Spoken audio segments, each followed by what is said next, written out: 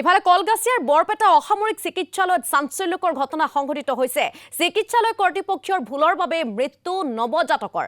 দেওবাৰে চিকিৎসালয়ত সন্তান জন্ম দিছিল প্ৰসূতিয়ে। অসুস্থ শিশুটি উন্নত চিকিৎসাৰ বাবে বৰপেটাৰ ফকৰুদ্দিন আলী আহমেদ চিকিৎসা মহাবিদ্যালয়লৈ প্ৰেৰণ কৰাৰ পিছতহে সমস্যাত পৰে পৰিয়ালটো।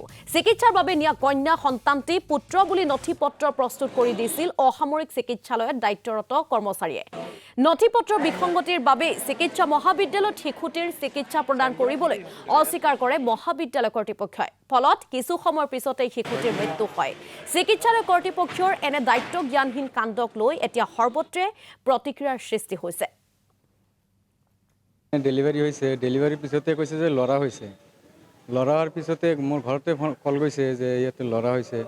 মই কৈছোঁ ঠিক আছে, ল'ৰা যদি হৈছে আৰু কৈছোঁ যে নৰ্মেল হৈছে নেকি চিজাৰিং হৈছে, সেইটো হৈছে নৰ্মেল হৈছে। ঠিক আছে না দুজনে, ঠিক আছে। ঠিক হোৱাৰ পিছতে 2 ঘণ্টামান পিছতে কল গৈছে যে ল'ৰাটো চিৰিয়াছ, বৰপেটা নিব লাগে।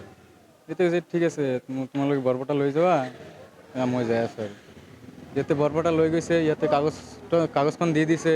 ইয়াতে বৰপেটা লৈ গৈছে, এম্বুলেঞ্চ দি লৈ যোৱাৰ পিছতে তাত কাগজখন চাইছে আৰু তাত লিখা আছে মেল, দিয়া আছে ফিমেল।